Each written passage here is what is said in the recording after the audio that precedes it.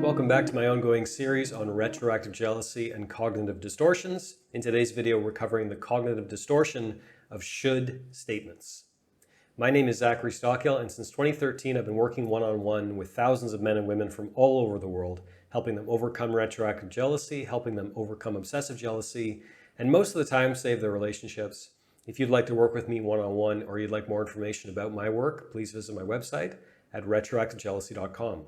Before we get started, a quick note for the people who are new to my channel or new to this series. The term retroactive jealousy refers to unwanted intrusive thoughts, often obsessive curiosity, and what I call mental movies around a partner's past relationships and/or sexual history. And cognitive distortions are irrational, unhelpful, counterproductive thought patterns that basically hold us back from a happier life, that hold us back in our relationships, and that contribute to things like anxiety, depression, OCD, and what we call retroactive jealousy. So what are should statements, and why are should statements potentially a problem? Should statements refer to things that we tell ourselves we should or must do, or maybe things that other people should or must do. And we often take the reasons why for granted. We often don't question the reasons why someone should do something or why we should do something.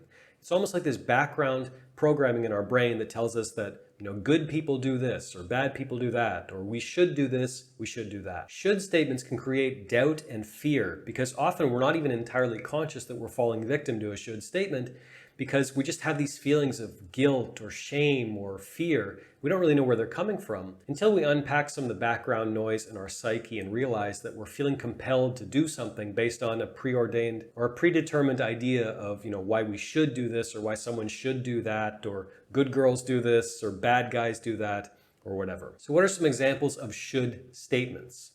I should lose weight, which is probably true for me. I should call my dad more. I should take out the garbage later. She should call me back. She should text me back earlier. She shouldn't have slept with that idiot. He shouldn't have lied to me. You get the idea. Now, some of these statements are definitely innocuous. However, if we don't question why, why should we do that? Why are good girls that way? Why are we drawing these conclusions? And are these conclusions serving us and other people?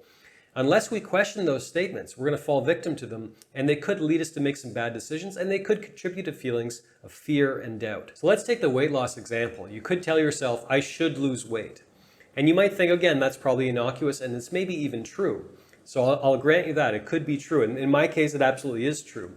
But what's a better thing that I could be telling myself? I'm going to eat healthier today. I am going to the gym this afternoon.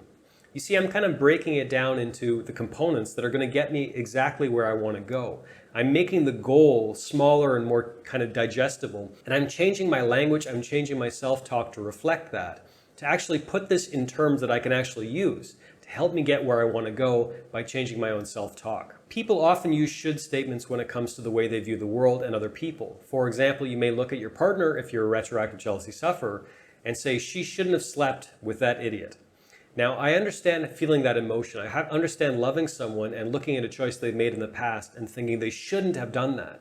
However, if you take a step back, you can realize that, who am I to be making this value judgment, number one. Number two, it's her life, it's her past. She probably has her own should statements that she's dealing with. She probably has her own feelings of guilt or regret or whatever around perhaps dumb choices she made in her past. Ultimately, she's responsible for her own growth, her own development, and she's entitled to her past. She's entitled to make mistakes and all the rest.